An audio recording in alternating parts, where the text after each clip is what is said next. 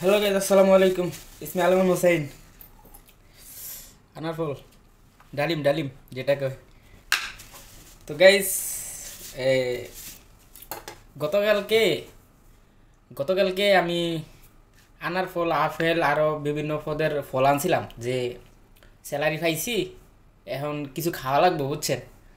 তো প্রবাসে এমন একটা জিনিস যে একজন একটা জিনিস আনলে রুমের সবাই মিলে খাইতে হয়, ঠিক আছে। এটা একটা মহব্বত, মানে একতা আর কি। এটা থাকা ভালো। তো সবাই আনলে সবাই সবারে দিয়া খায়। তো আমিও আনছিলাম, আমি আনার ফল, আপেল, বিভিন্ন পদের ফল ফ্রুট আনছি, আইনা দিছি। আনছি আইনা কাটছি, কাইটা বাইটা বেকারে ভাগ করে একটা দুটা করে দিছি।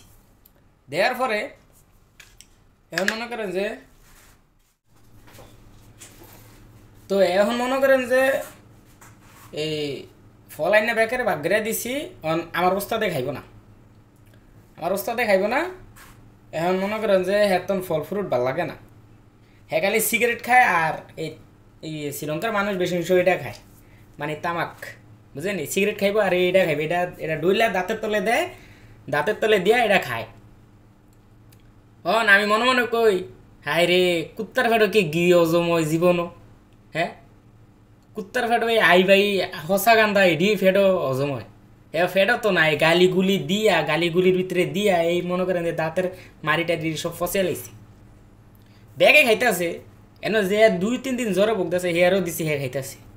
আর হে সুস্থ শরীর মানুষ, আমার ওস্তাদে হেয়ারে যেটা দিই আলাপ 30 দিন আমি যে জিনিসটা হাদি, খেজুর ফল বিভিন্ন ধরনের জুস, মানে যেটা বানাই হেরে হাতলে হে খায় না।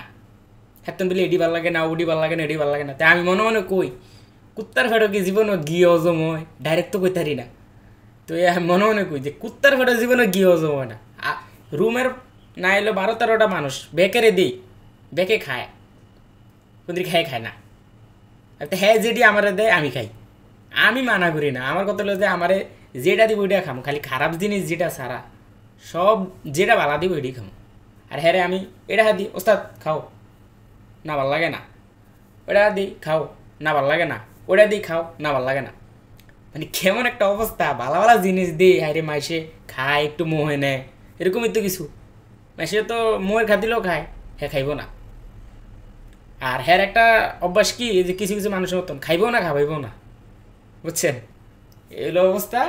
আর হ্যার মোহ জীবন ও বিড়ি সিগারেট আই বাই ছাড়া মনে করেন যে ভালো জিনিস ওই হ্যার মোহ ভাল লাগে না। এইটার যে কুত্তার ফেটো জীবন গিয়ে হজম হয় না। আর মনে করেন যে কুত্তার লেজ 12 মাস ওই যে সুঙ্গার ভিতরে রাখলে এই 12 মাস পরে সুঙ্গা খুললে যেরকম বেহা থাকবো ওরকমই বেহা থাকবো। এদিন শুধরাইব না, এই অবস্থা। সবাই ভালো থাকবেন, সুস্থ থাকবেন, আল্লাহ হাফেজ।